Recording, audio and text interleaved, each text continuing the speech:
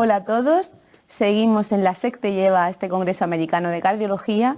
y ahora nos vamos a centrar en estudios en pacientes diabéticos. Os voy a presentar este estudio que es el Fidelio, que se trata de la finerenona y los resultados cardiovasculares en pacientes con enfermedad renal crónica y diabetes mellitus tipo 2. Pues bien, sabemos que los pacientes con enfermedad renal y diabetes mellitus tienen un riesgo más elevado de eventos cardiovasculares, ya que estos pacientes presentan entre 3 y 4 veces más riesgo de muerte cardiovascular comparado solo con pacientes diabéticos. Esto se debe a una activación del sistema renina-angiotensina y del mineralocorticoide que hace que se produzca a largo plazo un daño a nivel cardiovascular, renal y arterial periférico. La finerenona es una nueva partícula no esteroidea selectiva de los receptores mineralocorticoides que va a producir una inhibición de la inflamación y de la fibrosis, y esto va a conllevar a una reducción del riesgo cardiovascular y de una disminución de la progresión de la enfermedad renal en modelos experimentales animales. Este estudio, por tanto, va a ver el efecto de la finerenona en pacientes con enfermedad renal y diabetes mellitus. Para ello reclutó pacientes de 48 países, que fueron en total aleatorizados 5.734 pacientes, y se tuvieron dos brazos de intervención. Por un lado, un grupo que fue tratado con finerenona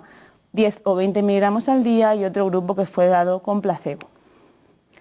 En cuanto a los objetivos del estudio, se plantearon un objetivo primario renal y un compuesto cardiovascular que incluía tiempo hasta la muerte cardiovascular, el síndrome coronario agudo no fatal, el ictus no fatal o hospitalizaciones por insuficiencia cardíaca.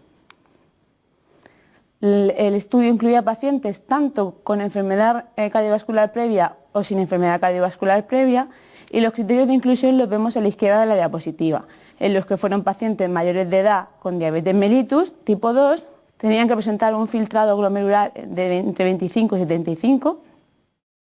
tenían que llevar dosis máximas toleradas de IECA o ARA2 en su tratamiento durante más de 4 semanas,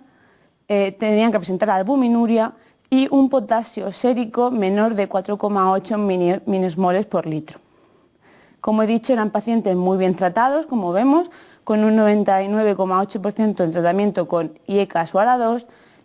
con una hemoglobina glicada de 7,7 de media, y en cuanto a las características basales de los pacientes, vemos que el 7,7% presentaban insuficiencia cardíaca en el momento de la aleatorización y un 45,9% presentaban alguna enfermedad cardiovascular previa. En cuanto a los resultados, vemos que la finerenona redujo de manera significativa el riesgo tanto en el endpoint primario de evento renal en un 18%, tanto en el endpoint secundario de evento cardiovascular en un 14%.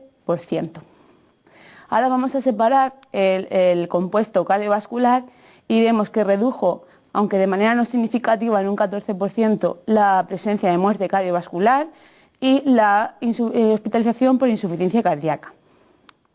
Con respecto al infarto agudo de miocardio no fatal, también vemos que le redujo en un 20%, aunque esta reducción no fue significativa. Con respecto al ictus no fatal, vemos que no hay diferencias con respecto al placebo. Como vemos, estas diferencias son similares en los pacientes con enfermedad cardiovascular previa y sin enfermedad cardiovascular previa, como vemos en estas dos gráficas. Y esto es una tabla en la que vemos los subgrupos de pacientes con y sin enfermedad previa, y vemos que en todos ellos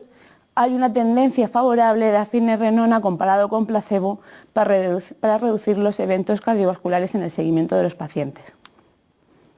Con respecto a los efectos secundarios, vemos que no hubo diferencias significativas en ninguno de los eventos adversos entre la finerenona y el placebo, aunque sí que hubo un aumento ligero en el número del potasio sérico. Esta hiperpotasemia, aunque analíticamente fue significativa el aumento en los pacientes con finerenona, vemos que clínicamente no fue relevante,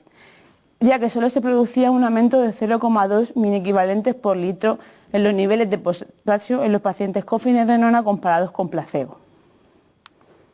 Como conclusiones de este estudio, decir que la finerenona presenta un beneficio cardiovascular en pacientes con enfermedad renal crónica y diabetes mellitus tipo 2, reduciendo en un 14% los eventos cardiovasculares. También decir que la finerenona está siendo demostrado su beneficio tanto en la prevención cardiovascular primaria como en secundaria,